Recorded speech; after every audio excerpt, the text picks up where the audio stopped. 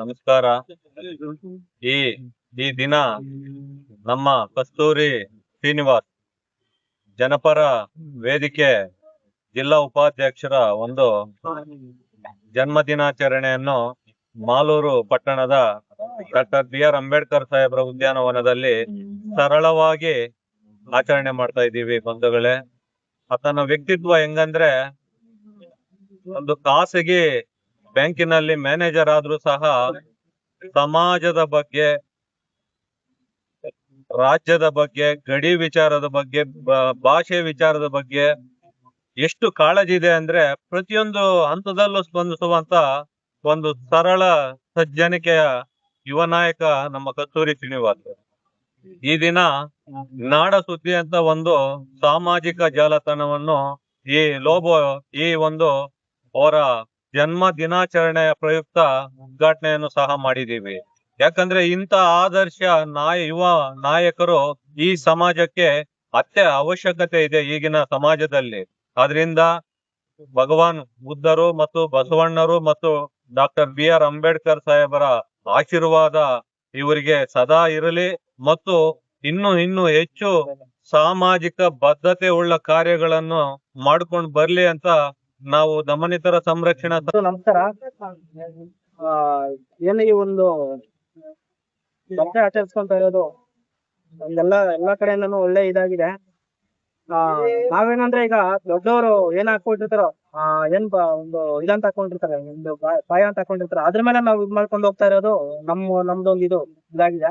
ನಾನು ಈ ತಾಲೂಕಿನಲ್ಲಿ ಸುಮಾರು ಒಂದು 5-6 ವರ್ಷದಿಂದ ನಾನು ನನ್ನದೇ ಆದ ಒಂದು ಸೇವಾ ಕಾರ್ಯಕ್ರಮದಲ್ಲಿ ತೊಡಗಿದ್ದೇನೆ. ಅದು ಒಂದು ಬ್ಯಾಂಕ್ ಅಲ್ಲಿ ಉದ್ಯೋಗ ಮಾಡ್ಕೊಂಡು ಅದ್ರ ಜೊತೆಯಲ್ಲಿ ಈ ಒಂದು ಕಾರ್ಯಕ್ರಮದಲ್ಲಿ ತೊಡಗಿರ್ತೇನೆ. ಒಂದು ಖಾಸಗಿ ಕಾರ್ಯಕ್ರಮ ಆಗಿರ್ಬೋದು, ಇಲ್ಲ ಸರ್ಕಾರೇತರ ಕಾರ್ಯಕ್ರಮ ಆಗಿರ್ಬೋದು, ನಾನು ವಾಲಂಟಿಯರ್ ಆಗಿ ಇದ್ ಮಾಡ್ತೀನಿ. ಹೋಗಿ ಅಲ್ಲಿ ಕಾರ್ಯಕ್ರಮದಲ್ಲಿ ನಾನು ಭಾಗಿಯಾಗಿ ಬರ್ತೀನಿ. ಅದು ಬಿಟ್ಟು ನಾನು ದಲಿತ ಪರ ಮತ್ತೆ ಪ್ರಗತಿ ಪರ ಮತ್ತೆ ಕನ್ನಡ ಪರ ಎಲ್ಲಾ ಸಂಘಟನೆಗಳಿಂದ ಎಲ್ಲಾ ಮುಖಂಡರೊಂದಿಗೆ ನಾನೊಂದು ಹೆಜ್ಜೆ ಹಾಕಿದ್ದೀನಿ. ಎಲ್ಲರ ಜೊತೆಯಲ್ಲೂ ಬೆರೆತು ನಾನೊಂದು ಇದ್ ಮಾಡ್ತಾ ಇರ್ತೀನಿ. ಇದೇ ಒಂದು ಉದ್ದೇಶದಿಂದ ಒಂದು ಸೋಷಿಯಲ್ ಮೀಡಿಯಾದಲ್ಲಿ ಒಂದು ನಾಡ ಸುದ್ದಿ ಅಂತ ಒಂದು ಚಾನಲ್ ಅನ್ನ ಓಪನ್ ಮಾಡ್ತಾ ಇದೀವಿ. ಎಲ್ಲಾರು ನೋಡಿ ಇದನ್ನ ಇದ್ ಮಾಡ್ಬೇಕಂತ ಪ್ರೋತ್ಸಾಹ ಮಾಡ್ಬೇಕಂತ ಕೇಳ್ಕೊಂತೀವಿ. ಕಸ್ತೂರಿ ಶ್ರೀನಿವಾಸಣ್ಣನವರ ಹುಟ್ಟುಹಬ್ಬದ ದಿನ ಇವತ್ತು ತುಂಬಾ ದೊಡ್ಡ ಫ್ಲೆಕ್ಸ್ ಹಾಕಿ, ದೊಡ್ಡ ರೈಟಿಂಗ್ಸ್ ಹಾಕಿ ಬರ್ತಡೇ ಮಾಡೋದು ಬೇರೆ ತರ. ತುಂಬಾ ಸರಳವಾದ ವ್ಯಕ್ತಿ, ತುಂಬಾ ಸಿಂಪಲ್ ಆದ ವ್ಯಕ್ತಿ. ನಾನು ಡಾಕ್ಟರ್ ಬಿ.ಆರ್. ಅಂಬೇಡ್ಕರ್ ಅವರ ಒಂದು ಪುಸ್ತಳಿ ಅದನ್ನ ನಾನು ಸಿಂಪಲ್ ಆಗಿ ಬರ್ತಡೇ ಮಾಡ್ಕೊಳ್ತೀನಿ ಅಂತ ನಮ್ಗೆ ಹೇಳಿದಾಗ ಇಲ್ಲ, ನಮ್ಗೂ ತುಂಬಾ ಖುಷಿನೇ ಆಯ್ತು. ಯಾಕಂತಂದ್ರೆ ಒಬ್ಬ ಆದರ್ಶ ವ್ಯಕ್ತಿಯ ಒಂದು ಪುಸ್ತಳಿ ಹತ್ರ ನಿಂತು ನಾನು ಬರ್ತಡೇ ಮಾಡ್ಕೊಳ್ತಕ್ಕಂಥದ್ದು ಮೆಂಟಾಲಿಟಿ ಕೆಲವೇ ಜನಗಳಿಗೆ ಬರುತ್ತೆ.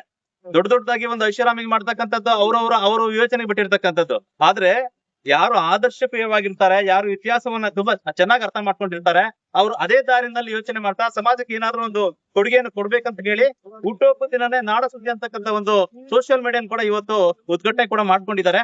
ತುಂಬಾ ನಾನು ನನ್ನ ಒಂದು ಇದ್ರ ಕಡೆಯಿಂದ ನಾನು ಅಪ್ರಿಶಿಯೇಟ್ ಮಾಡ್ಕೊಳ್ತೀನಿ. ಬಟ್ ಇನ್ನೊಂದು ಏನಪ್ಪಾ ಅಂದ್ರೆ, ಸಮಾಜಕ್ಕೆ ನಾವು ಏನು ಬದುಕ್ತೇವೆ ಅನ್ನೋದಕ್ಕಿಂತ ಮುಖ್ಯವಾಗಿ ಸಮಾಜಕ್ಕೆ ನಾವು ಏನು ಕೊಟ್ಟಿರ್ತೇವೆ ಅನ್ನೋದಕ್ಕೊಂದು ತುಂಬಾ ಅತ್ಯದ್ಭುತವಾಗಿರ್ತಕ್ಕಂಥ ಒಂದು ಭಾಗನ ಅಂತ ನಾನು ಅರ್ಥ ಮಾಡ್ಕೊಳ್ತೀನಿ.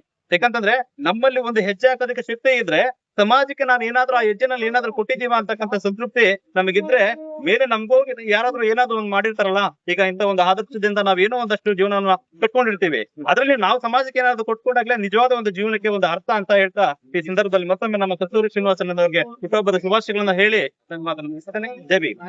ಹುಟ್ಟುಹಬ್ಬದ ಪ್ರಯುಕ್ತ ಡಾಕ್ಟರ್ ಬಿ.ಆರ್. ಅಂಬೇಡ್ಕರ್ ಅವರ ಉದ್ಯಾನವನದಲ್ಲಿ ದಮನಿತರ ಸಂರಕ್ಷಣಾ ಸಂಸ್ಥಾಪಕ ರಾಜ್ಯ ಅಧ್ಯಕ್ಷರಾದ ಫ್ರೆಂಡ್ಸ್ ಸಂತೋಷ್ ಅವರ ನೇತೃತ್ವದಲ್ಲಿ ನಾವೆಲ್ಲ ಪದಾಧಿಕಾರಿಗಳು, ಹಿತೈಷಿಗಳು, ಗೆಳೆಯರೆಲ್ಲ ಸೇರಿ ಇವತ್ತು ಅವರಿಗೆ ಹುಟ್ಟುಹಬ್ಬದ ಶುಭಾಶಯಗಳನ್ನ ಸಂದರ್ಭದಲ್ಲಿ ಕೋರ್ತಾ ಇದ್ದೀವಿ.